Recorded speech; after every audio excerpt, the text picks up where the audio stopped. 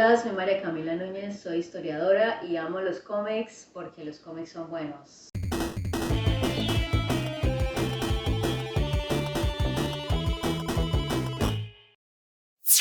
Hola, ¿cómo están? Bienvenidos a un episodio nuevo de Los cómics son buenos. Hace rato no subíamos nada porque, como dije en los dos videos anteriores, estoy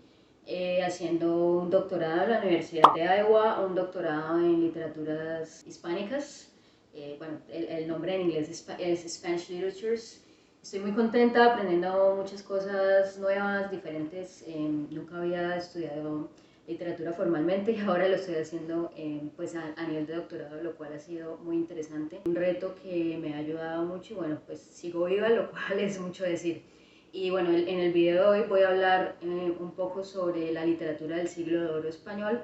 y voy a hacer una especie de parkour académico de argumentos para relacionar esta literatura con muchas críticas que se hacen, bueno, que se han hecho recientemente a películas basadas en cómics y a los mismos cómics, en donde los protagonistas son mujeres o personajes LGBTI+, personas, lo que se llaman pues, en inglés People of Color, POC, que después es gente de raza negra, latina, asiática, etc. Se me ocurre, por ejemplo, en este momento la película de Capitana Marvel, que de hecho en estas críticas le dicen la Capitana Feminazi. La gente que se ha puesto muy nerviosa porque la nueva película de La Sirenita la va a protagonizar una actriz negra. La serie de Netflix de Sandman, basada en los cómics de Neil Gaiman y otros ilustradores que también son autores del cómic. La última saga Star Wars, protagonizada por Rey, que es una mujer, por Finn, que es un hombre negro, y por Rose Tico, que es una mujer pues asiática, que además decir asiático es un poco como complicado porque pues decir asiático es reducir muchas culturas que ocurren en el continente asiático, pero bueno, quedémonos en esa simplificación del concepto. Entonces, este video es parte de mi proyecto final para la clase de literatura de siglo de oro dirigida por la profesora Ana Rodríguez, gallega, doctora en filología de la Universidad Complutense de Madrid y doctora en literatura española de la Universidad de Wisconsin-Madison. Experta en el tema, pues no pude haber tenido más suerte estudiando este tipo de literatura pues con la profesora Ana. He aprendido mucho, es un tema que no conocía y nada, que ahora me siento como muy interesada y apasionada para discutir sobre todo lo que hemos hablado en la clase. Ahora, ¿qué es el siglo de oro? Es un periodo histórico, literario, artístico de España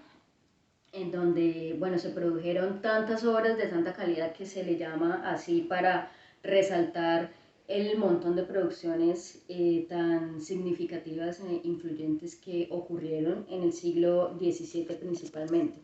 Entonces los grandes nombres que surgen para hablar del siglo de oro son, por ejemplo, Luis de Góngora, Diego Velázquez en el arte, que además fue el pintor de la corte, por supuesto Miguel de Cervantes Saavedra, Lope de Vega, que Lope de Vega y Góngora, así como fun fact, tenían beef, tenían una pelea así como una tiradera de raperos, pero en versión siglo XVII. También estaba Quevedo, que tampoco se la llevaba muy bien con Luis de Góngora, Tirso de Molina, Calderón de la Barca, y en ese mar de nombres de hombres aparece Sor Juana Inés de la Cruz, que ella nació en Nueva España, lo que es ahora México, pero es así el personaje femenino que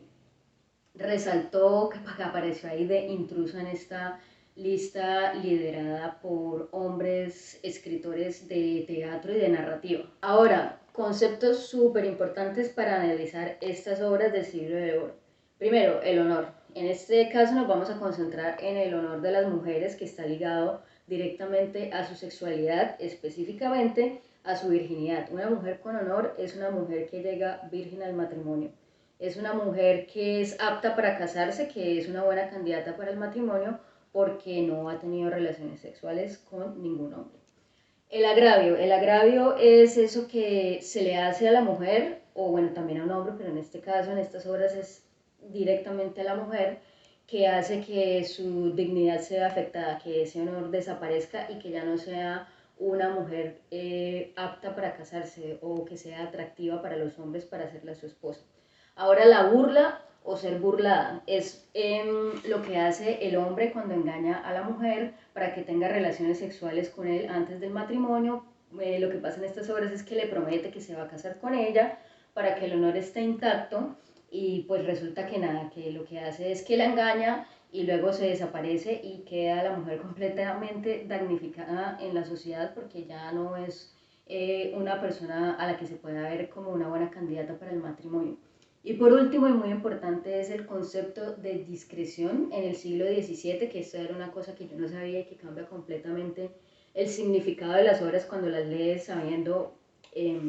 estos conceptos. Entonces, discreción en el siglo XVII se refiere a la inteligencia. Entonces, por ejemplo, cuando Don Quijote de la Mancha dice que Dulcinea del Toboso es una mujer muy bella y además discreta, no está diciendo como que es una persona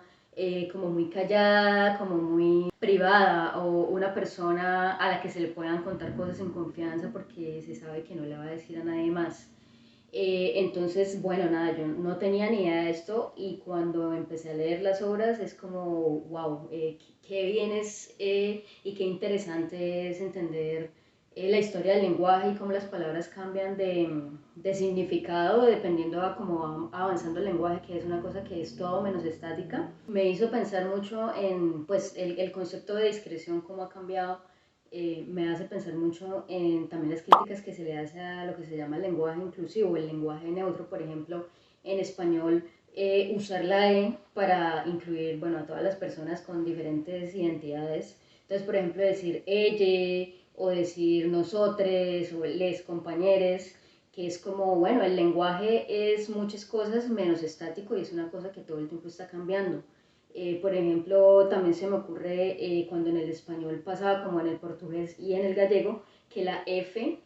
se reemplazó la F por la H. Por ejemplo, antes en lugar de hacer se decía facer, en lugar de hermoso se decía fermoso. Y nada, se cambia y me imagino que en ese momento también hubo personas que se opusieron al cambio de la F por la H, pero pues nada, el lenguaje se está adaptando y está cambiando y está mutando todo el tiempo. Bueno, El Quijote, Don Quijote de la Mancha es la obra más significativa, emblemática del siglo de oro y bueno, de la historia de la literatura universal, Miguel de Cervantes Saavedra. Primer capítulo salió en 1605 y el segundo en 1615, lo cual pues es un periodo muy grande entre parte y parte, ¿no? Pues no se sabe exactamente cuánto se demoró Cervantes en escribirlo, pero bueno, una obra maravillosa, nunca lo había leído, tal vez vi alguna serie animada basada en el Quijote, pero creo que a mis 32 años ha sido el momento perfecto para leerlo, en donde tengo el cerebro lo suficientemente desarrollado, eso me gusta creer, para lograr entender la complejidad de este libro, en donde el universo cinematográfico de Marvel y el de DC, los animados y los cómics se queda completamente empañados a la complejidad y a las metareferencias que hay en la historia, en donde está nuestra historia principal del Quijote, Sancho, en donde la primera parte se encuentra en una venta, pues como en una posada con muchos personajes, y dentro de esa historia están leyendo otras historias, historias y referencias y todo se cruza y todo es increíble y todo es muy complejo. Y bueno, me parece que la mejor forma de leerlo es como lo estamos haciendo en el curso, que es por capítulos, de una forma muy lenta pero segura, con muchísimo cuidado, con mucha paciencia y pues como también como con mucho amor hacia la pasión que se nota que tuvo Cervantes al escribir este libro. Entre esas historias que están dentro de la historia principal, hay varias narraciones en donde los hombres burlan a las mujeres y dejan su honor completamente agraviado y nada, su vida cambia radicalmente y se ven las consecuencias graves sociales que viven las mujeres cuando los hombres se aprovechan de ellas y bueno, pues me parece una cosa como muy progresista pensándola como, es que los siglos, la historia de la humanidad siempre antes ha sido más conservadora y bueno, pues ya uno va leyendo estas cosas y estudiando y encontrándose con obras que no conocía y se da cuenta que nada, que el mundo siempre ha sido muy complejo y siempre ha habido gente pensando muy como de una forma adelantada. O bueno, pues las investigaciones nos hacen dar cuenta que a veces tenemos muchos prejuicios sobre el pasado que no son así. Bueno, como paréntesis, una de las cosas más espectaculares y conmovedoras que hay en el Quijote es la relación que hay entre Rocinante y Rucio, el caballo del Quijote y el burro de Sancho Panza, que además es pues como una analogía de la relación que tienen los dos personajes masculinos principales, que es una amistad muy linda, que cada vez se va afianzando más y que se van teniendo cariño y respeto el uno por el otro. Y es muy lindo cuando Cervantes describe los sentimientos del caballo y del burro hacia el otro y la amistad que cada vez es más fuerte y por ejemplo describe cómo se cruzan los cuellos y se consienten y se rascan y bueno, nada, es una cosa que a mí personalmente me ha encantado de ver, pues, de leer El Quijote. Ahora, una obra fundamental para entender el concepto de la burla o el burlador es El burlador de Sevilla de Tirso de Molina, pues atribuida a Tirso de Molina, en donde acá aparece este concepto de personaje que hasta hoy en día se utiliza, que es el Don Juan, aparece en el siglo de oro en España, siglo XVII, con el personaje Don Juan en la obra del burlador de Sevilla, que es un hombre que es muy simpático, muy lindo, muy astuto, que engaña a las mujeres para tener sexo con ellas y luego se va, deja su honor vulnerado y va por el mundo eh, engañando mujeres, básicamente. Es una persona, un hombre muy atractivo, bueno, no sé si discreto como en el siglo XVII, pero sí muy astuto, sabe lo que está haciendo para obtener lo que quiere. En este caso engaña a la duquesa Isabela para tener sexo con ella, se hace pasar por su prometido Octavio en una noche muy oscura y de repente se da cuenta que no es él y bueno, aparecen un montón de problemas, sobre todo para la condesa que ha sido engañada por Don Juan. Una de las cosas más interesantes e importantes de este curso con Ana Rodríguez es que estamos leyendo mujeres que escribieron en el siglo XVII, que es Sor Juana Inés de la Cruz, probablemente la más conocida, pero no fue la única. Y bueno, pues ha sido maravilloso leer mujeres que escribieron hace tanto tiempo sobre, pues como que tenían muy clara la situación social de las mujeres en su época y de lo restringidas y limitadas que estaban para vivir su vida. Entonces, la primera obra que leímos escrita por una mujer fue la Amor, Agravio y Mujer de Ana Caro, en donde la protagonista, doña Leonor, es burlada por un don Juan, engañada para tener sexo con él y bueno, ya expliqué el agravio de Leonor y de qué significa ser burlada, pero acá lo interesante es que doña Leonor asume una identidad masculina como don Leonardo para lograr cobrar venganza y recuperar su honor, porque ella como mujer no podía hacer nada para reclamar ese honor, entonces lo único que podía hacer era que un hombre le reclamara a quien la burló y así pues nada, ella podía ser vengada, pero pues es muy interesante ver que estamos leyendo una obra del siglo XVII en donde la mujer que la está escribiendo sabe que la única forma en que esta mujer puede retomar su vida es tomando el control de la narrativa. Entonces se hace pasar por hombre, que es la única forma en la que puede llevar a cabo su plan. Y bueno, también de hecho otra protagonista se enamora de don Leonardo, bueno, pasan muchos enredos muy interesantes y muy entretenidos, pero lo interesante es ver que hay una mujer travestida y que es la protagonista y que es la que sabe exactamente qué es lo que tiene que hacer para recobrar eso que ha perdido y lo que se ha vulnerado y para recuperar ese estatus social. Porque una mujer burlada, una mujer ya haya sido una violación, que pierde su virginidad y no se casa, esa es una mujer que ya no vale nada para la sociedad, que está siendo juzgada y dejada a un lado porque ya es como damaged goods, lo cual me pareció, pues bueno, no sé, me siento descubriendo el agua caliente, pero yo que no estaba familiarizada con esta literatura, me pareció tremendísimo descubrir que desde el siglo XVII y obviamente desde hace mucho más, hay mujeres escribiendo obras, literatura, productos de cultura pop, si me voy a atrever a llamarlo así, porque pues era una obra de teatro que era para que mucha gente viera, para que mucha gente lo consumiera, en donde claramente la mujer se viste de hombre y asume una identidad masculina, para tomar las riendas del asunto, de su vida. La siguiente obra que considero que es muy importante incluir acá en esta lista es El perro del hortelano de Lope de Vega, que bueno, el título de la obra viene de un dicho español que es que el perro del hortelano ni come ni deja comer, que es el perro del hortelano, del señor que cultivaba en su huerta, que el dueño del perro muere y el perro sigue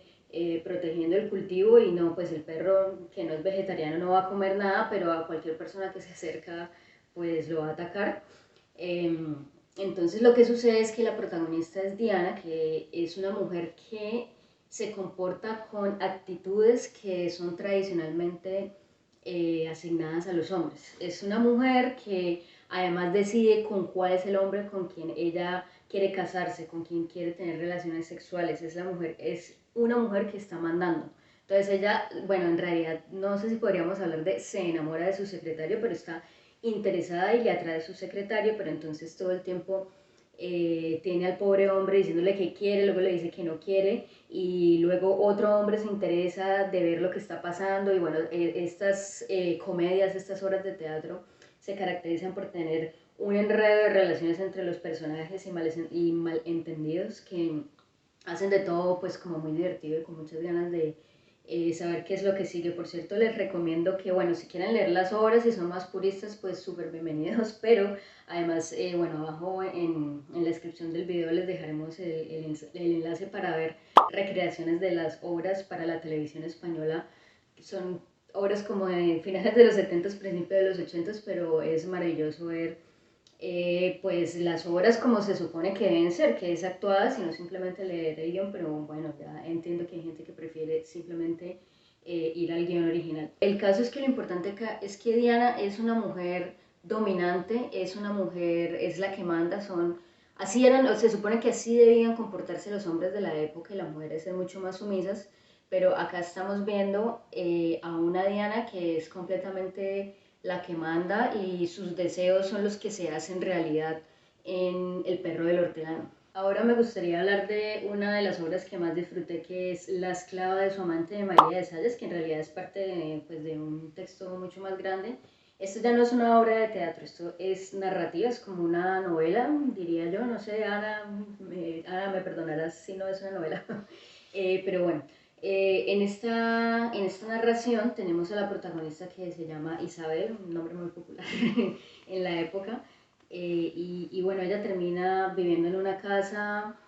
porque su padre es militar y tiene que moverse y bueno, los acogen en una casa en donde hay un hombre que se interesa mucho por ella y ella no le pone cuidado, no le interesa para nada y él la termina violando en su propia casa, es una violación. Es una historia muy interesante porque también se ve la forma en la que ella reacciona a esta violación, que es disociando y bueno, es una cosa muy compleja, muy delicada.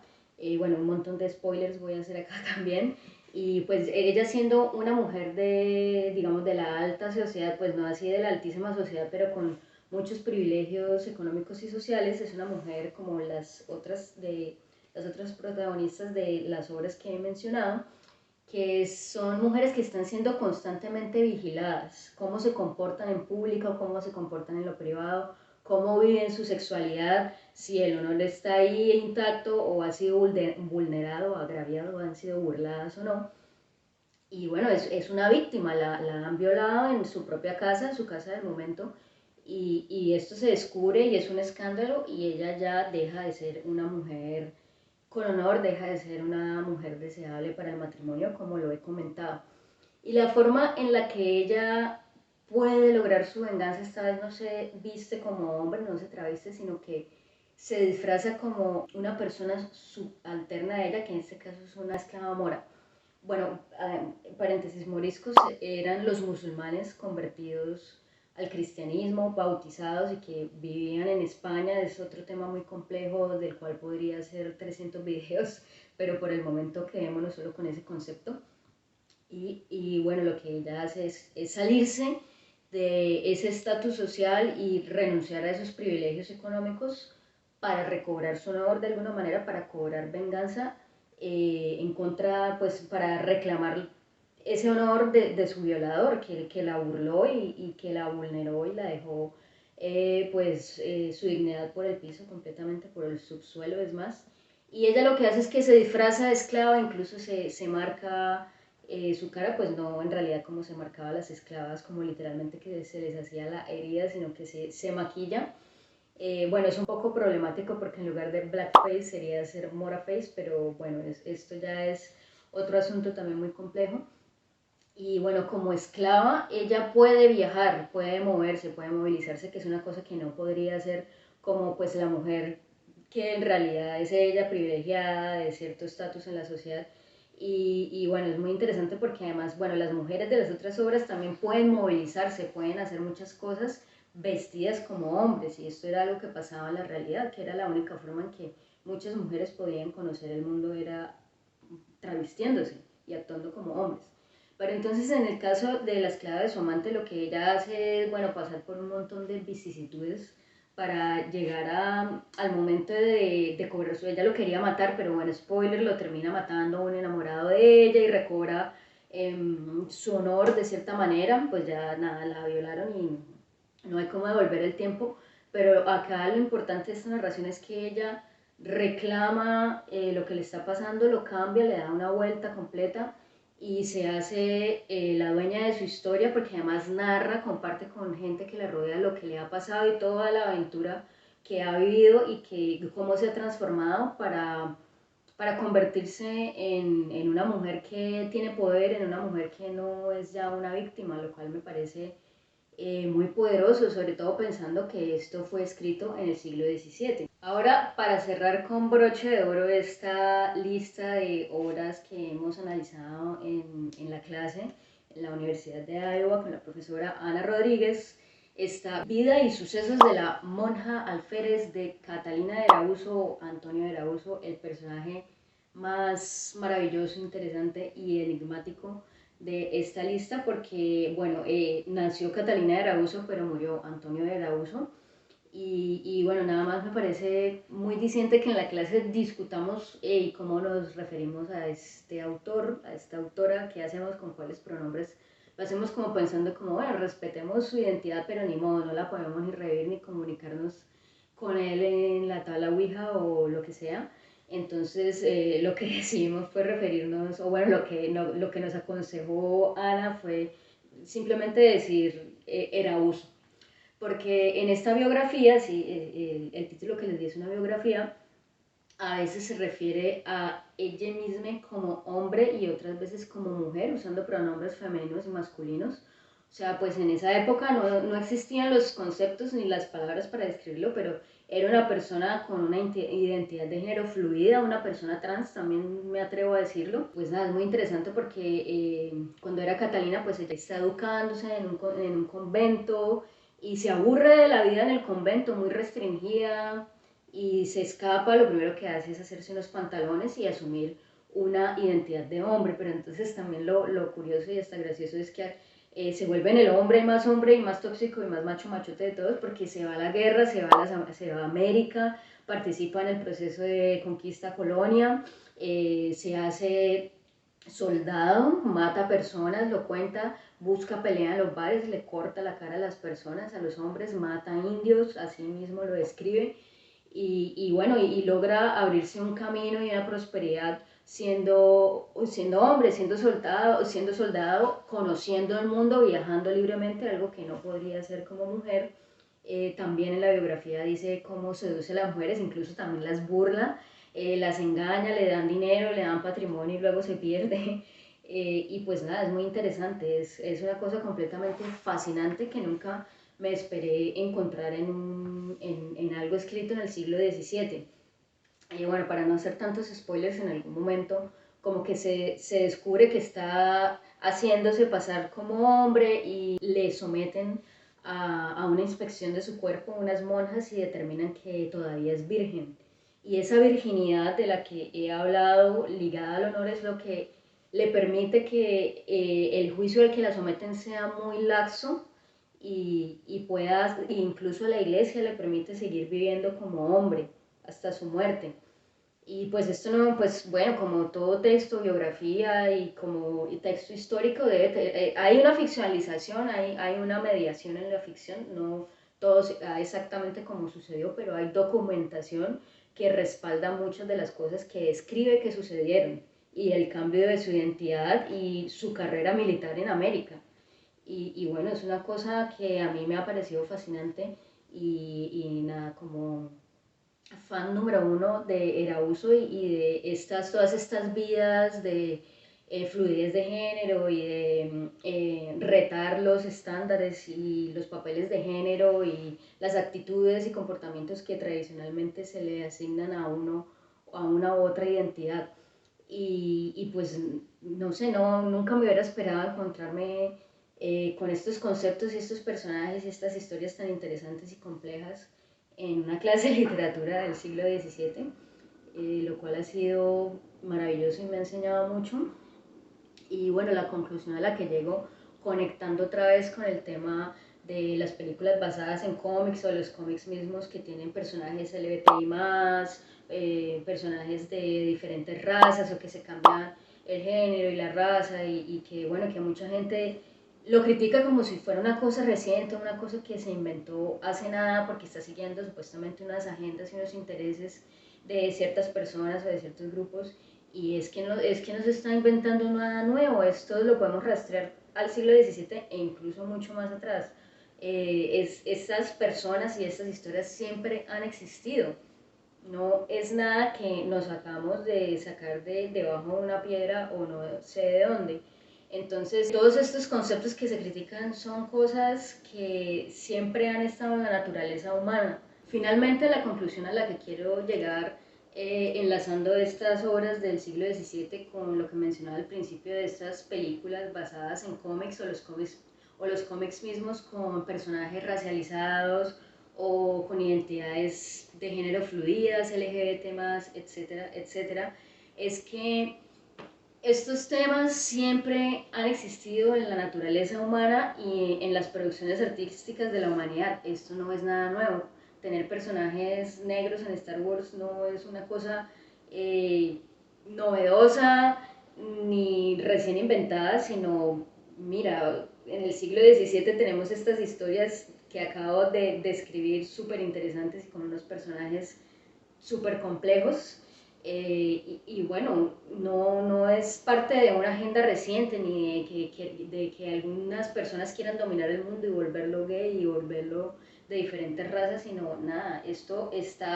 estuvo y estará siempre alrededor de nosotros. Igual, bueno, las críticas también se pueden hacer, son diferentes formas de ver el mundo, pero quería compartir esa relación que hice entre los contenidos de la clase y estas cosas que me apasionan tanto y que hacen parte